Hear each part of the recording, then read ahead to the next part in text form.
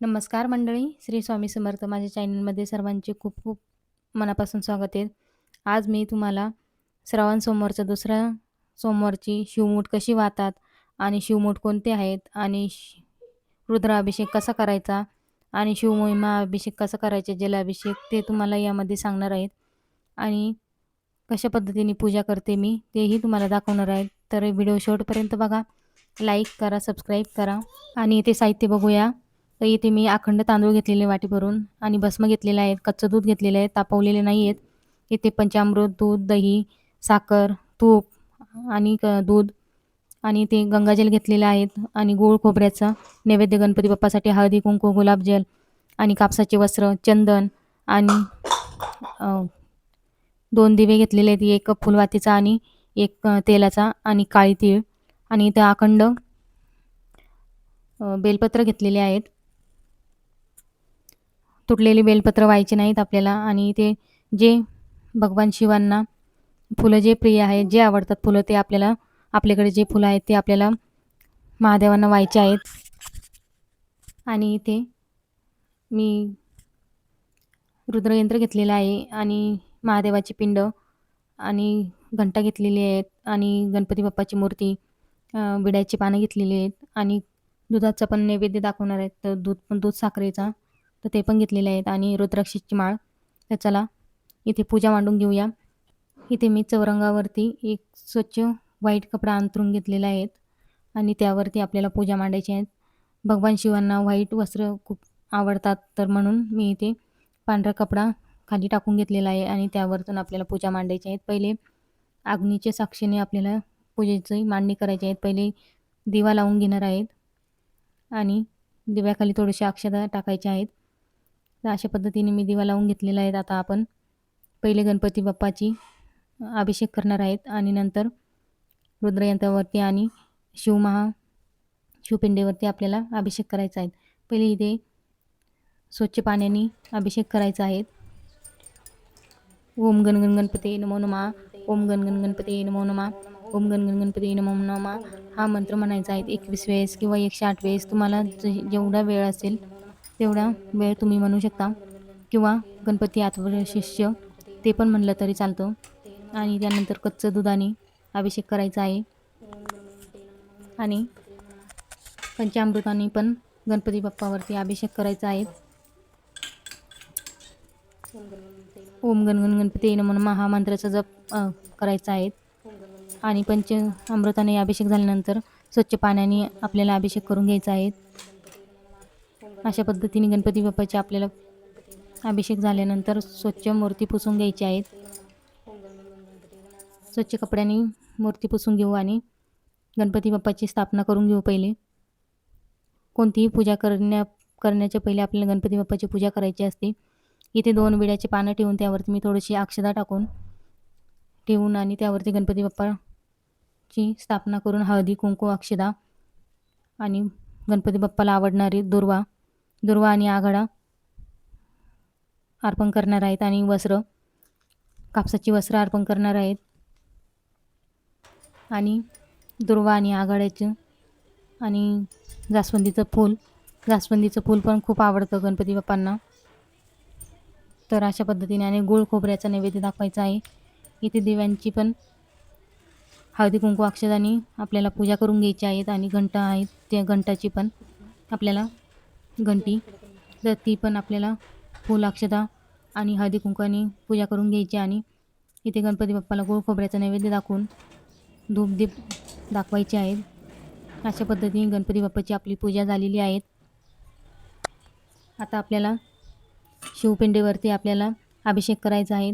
इथे रुद्रयंत्र पण आहे माझ्याकडे आणि महादेवाची पिंड पण आहेत. तुमच्याकडे शिवपिंड असेल तर त्यावरती तुम्ही अभिषेक करू शकता आणि रुद्रयंत्र असेल तर त्यावरती पण करू शकता.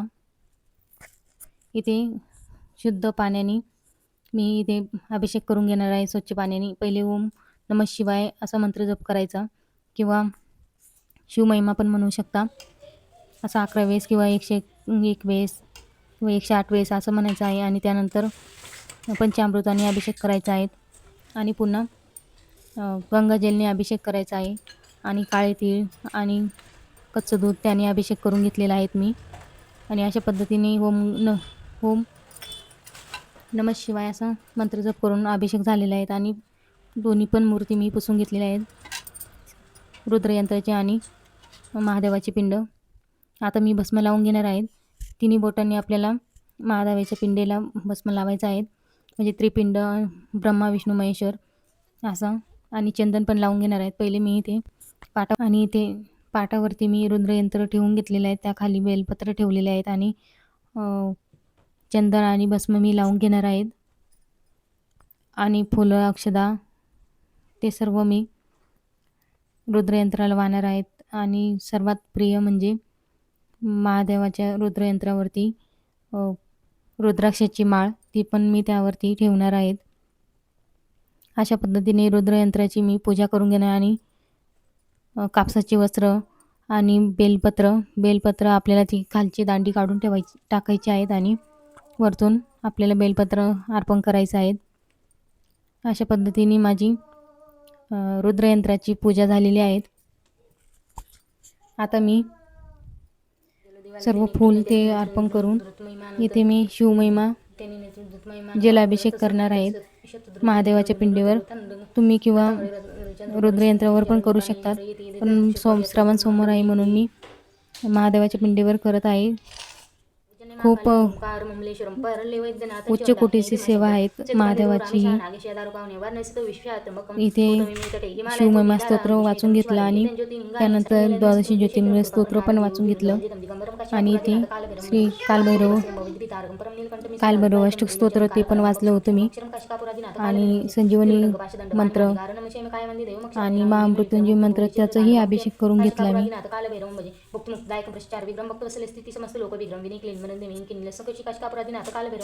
धर्मसिद्धू बालकम धर्म मार्गनाशकम कर्म पाशमोचकम शिशर्मदायकम विवा स्वर्णवर्णे शेषपाशोभितागमंडलम काशिकापुरादीन आता कालभैरवम भजे. रत्नपादुका प्रभावी रामपादु विमंक नित्यमद्युतीम इष्टदैवतम निरंजनम वृत्तिदर्पणाशनम करादृष्टमक्षणम काशिकापुरादीन आता कालभैरवम भजे. अट्टंस भिन्न पद्धती जाडकोशी सत्पती दृष्टिपातनिष्ठ भक्तजालपूर्वशासनम अष्टसिद्धिदायकम कपिलमालिकंदरम काशिकापुरादीन आता कालभैरवम भजे. भूतसंगनायकम विशाल कीर्तिदायकम काशिकावासलोक पुण्यपापशतकम विवम नीतिमार्ग गोविंदापुरतानो जगत्पती काशिकापुरादीन आता कालभैरवम भजे. कालभैरवष्टकम पठती मनोरंजनमुक्ती साधनं विचित्र पुण्यवर्धन शोकमोदयनी लोकोपतापनाशेही प्रति कालभैरवानी संनिधनम इति श्रीमत् शंकराचार्य विरचित कारभैरव अष्टकम. ओम त्र्यंबकम यजामहे सुगंधि पुष्टिवर्धनम् उर्वारुकमंडलं मृत्युमुक्षयम्. ओम त्र्यंबकम यजामहे सुगंधि पुष्टिवर्धनम् उर्वारुकमंडलं मृत्युमुक्षयम्. ओम त्र्यंबकम यजामहे सुगंधि पुष्टिवर्धनम् उर्वारुकमंडलं मृत्युमुक्षयम्. ओम त्र्यंबकम यजामहे सुगंधि पुष्टिवर्धनम् उर्वारुकमंडलं मृत्युमुक्षयम्. ओम त्र्यंबकम यजामहे सुगंधि पुष्टिवर्धनम् संजीवनी मंत्र. ओम तस्मिन् भर्गो देवस्य धीमहि धियो यो न प्रचोदयात्. ओम तस्मिन् भर्गो देवस्य धीमहि उर्वारुकमंडलं धियो यो न प्रचोदयात् मृत्युमुक्षयममृतात्. ओम तस्मिन् त्र्यंबकम यजामहे सुगंधि पुष्टिवर्धनम् भर्गो देवस्य धीमहि उर्वारुकमंडलं धियो यो न प्रचोदयात् मृत्युमुक्षयममृतात्. ओम तस्मिन् अशा त्र्यंबकम पद्धतीने यजामहे मी पूर्ण सुगंधि अभिषेक करून पुष्टिवर्धनम् उरलेलं पाणी आहेत ते गळती तांब्यामध्ये ते पूर्ण शिवपिंडीवरती टाकून घेतलेले आहेत. तुम्ही गळती नसेल तर चमच्यानेही करू शकता. अशा पद्धतीने शिवमहिमा रुद्राभिषेक द्वादशी ज्योतिर्लिंग स्तोत्र आणि कालभैरव अष्टक आणि सर्व संजीवनी मंत्र महामृत्युंजय मंत्र चा अभिषेक केला. आणि त्यानंतर मी शिवपिंड स्वच्छ पुसून घेतली आणि ताटामध्ये ठेवून भस्म लावून घेतला. तिन्ही बोटांनी भस्म लावायचं आहे. त्रिपिंड म्हणजे ब्रह्मा विष्णू महेश्वर. आणि तिथे खाली पार्वती असते तर हळदी कुंकू आणि चंदन पण लावून घेतलेले पिवळं. अक्षदा वाहून घेतल्या आणि बेलपत्र पण वाहून घेतलं. बेलपत्राचं ते दांडी काढून टाकायची आहेत मागची आणि उलटं बेलपत्र व्हायचं आहेत. आणि सर्व महादेवांना आवडणारी फुलं इथे मंदाराचं पुष्प पण वाहिलेले आहेत मी, रुईचं फूल आणि इथे धोत्र्याचं फळ आणि कनेरचं फूल, जास्वंदीचं फूल, व्हाईट जेवढे फुलं आहेत तेवढे. आणि इथे मी शिवमूठ अर्पण करणार आहेत. इथे शिवमूठ अर्पण करणार आहेत. मूठभर तांदूळ घ्यायचे आहेत, अखंड तांदूळ, आणि त्याच्यावरती थोडे ओले करायचे. आणि 3 वेळेस आपल्याला ओम नमः शिवाय किंवा शिवा शिवा महादेवा माझे शिवमठ ईश्वरी देवा, सासू सासरे धीर भाऊ नंदा जावा, प्रांतारा नवऱ्याची आवडती कर्रे देवा, अशी आपल्याला शिवमूठ वाहताना आपल्याला मंत्र म्हणायचा आहे किंवा ओम नमः शिवाय असाही मंत्र म्हणला तरी चालतो. 3 वेळेस अशा पद्धतीने शिवमूठ वाहून घ्यायची. आणि त्यानंतर आपल्याला बेलपत्र आहेत हे सर्व शिवनामावली म्हणत आपल्याला बेलपत्र व्हायचे आहेत 108, 101 जे आपल्याकडे 21, 51 जे बेलपत्र असेल ते. इथे ओम नमः शिवाय असे मंत्र बोलून पण बेलपत्र पूर्ण अर्पण करायचे आहेत आपल्याला. ओम नमः शिवाय, ओम नमः शिवाय अशा पद्धतीने सर्व बेलपत्र आणि फुले मी अर्पण करून घेतली. आणि अशाच पद्धतीने आपल्याला प्रत्येक सोमवारची शिवाची पूजा करायची आहेत. वस्त्रमाळा पण घालून घेतलेली आहेत आणि सर्व अशा पद्धतीने मी नैवेद्य दाखवून घेणार आहेत. आणि धूपदीप इथे फळं ठेवून घेणार आहेत. खाली पहिले चौकोन करून आपल्याला त्यावरती नैवेद्य ठेवायचा आहे. आणि तुळशीचं पान चालत नाही नैवेद्य दाखवण्यासाठी, तर इथे नैवेद्य दाखवण्यासाठी आपल्याला बेलाच्याच पानाने नैवेद्य दाखवायचा आहे. दूध साखरेचा नैवेद्य दाखवायचा आहे. आणि त्या नैवेद्य दाखवताना आपल्याला गायत्री मंत्र म्हणायचा आहे. ओम तस्वीर्नम भर्गो देवस्य धीमहि धियो न प्रचोदयात् असं गायत्री मंत्र म्हणून 3 वेळेस पाणी फिरवायचं आहे. आणि नैवेद्य दाखवून घ्यायचं आहे. आणि त्यानंतर आरती करून घ्यायची आहे. महादेवाची आरती आणि गणपती बाप्पाची आरती करून घ्यायची आणि कापूर आरती पण करून घ्यायची. अशा पद्धतीने पूर्ण पूजा झालेली आहे. अशा पद्धतीने पूजा करायची आहेत. आणि जलाभिषेकचं तीर्थ आहेत केलेलं आपण ते शिवमहिमा, कालभैरवाष्टक आणि 12 ज्योतिर्लिंग स्तोत्र वाचून ते तीर्थ आपण सर्वांनी घरामध्ये सर्वांनी घ्यायचं आहेत. अशा पद्धतीने मी पूजा केलेली आहे. सर्वात आवडती सेवा आहे महादेवाची साधी भोळी सेवा अशी करायची आहेत. आपण कशी पण आपण साधी भोळी सेवा केली तर महादेवाला प्रिय आहेत. तर माझी पूजा केलेली तुम्हाला आवडली की नाही आवडली कमेंटमध्ये नक्की सांगा. आणि पूर्ण व्हिडिओ बघितल्याबद्दल धन्यवाद. आणि शिवमोठ दुसऱ्या दिवशी आपल्याला त्यामध्ये अजून काही धान्य टाकून ते आपल्याला दान करायचे आहेत गरिबाला. लाईक केलेलं नसेल तर लाईक करा, सबस्क्राईब करा, कमेंट करून नक्की सांगा व्हिडिओ आवडला की नाही आवडला. श्री शिवाय नमस्तुभ्यं. हर हर महादेव शंभो.